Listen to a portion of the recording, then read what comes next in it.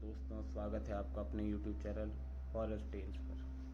आज की कहानी जो मैं बताने जा रहा हूँ वो है ब्रह्म राक्षस के ऊपर। एक गांव में दुर्जन जी नाम के ब्राह्मण आदमी रहा करते थे। वह जाति के ब्राह्मण थे और पूजा पाठ खूब किया करते थे। उनकी घर से कुछ ही दूर पर उनका खेत था। उन्होंने उस खेत में अपना घर बनाने की सोची थी। जिस घर में वह रह रहे थे वह बहुत छोटा था, इसलिए उन्होंने बड़ा घर बनाने की सोचा था। उस खेत के अंदर एक बहुत बड़ा बरगद का पेड़ था। दुर्जन सिंह जी ने थोड़े दिनों बाद उस बरगद के पेड़ को कटवा के और वहाँ पे अपना घर बनवा लिया। जब दुर्जन सिंह जी उस घर में शिफ्ट हुए तो बहुत ही परेशान रहने लगे। वह कभी पूजा करते और कभी पूजा नहीं करते थे। तो ब्राह्मण आदमी, लेकिन ये उनका स्वभाव बदला देखकर उनकी पत्नी बहुत दुखी और चिंतित हुई। बहुत दिनों तक ऐसा चला। कभी दुर्जन सिंह जी पत्नी पे चिल्लाते, कभी बच्चों। होता रहा। थोड़े दिनों बाद में दुर्जन सिंह जी की पत्नी ने पूछा उनसे कि तुम्हें हुआ क्या है?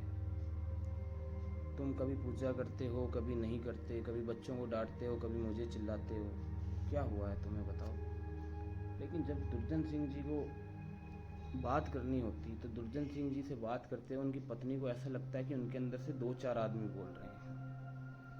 पत्नी को शक हुआ और उन्होंने दुर्जन सिंह जी को पास बैठाकर हनुमान चालीसा का पाठ करने लगी। कभी गायत्री मंत्र के पाठ कर दे, कभी कोई मंत्र बोले, कभी कोई मंत्र बोले, लेकिन उसका कोई भी असर दुर्जन सिंह जी पर नहीं पड़ा। थोड़ी देर बाद में दुर्जन सिंह जी ने गुस्सा होकर बोला कि मैं इसके शरीर से नहीं जाऊंगा। तुमने मेरा घर तोड़ा है तो मैं भी तुम्हारा घर बर्बाद करके जाऊंगा। इतने में उसकी पत्नी रोने लगी कि आप जो भी हो मुझे बताओ क्या गलती हुई है और मुझे क्या करना होगा।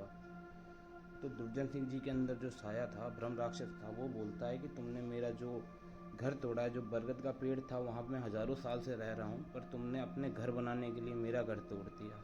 तुम अब 100 पेड़ बढ़ के लगाओ, उसके बाद में मैं बताऊँगा आगे की प्रोसेस।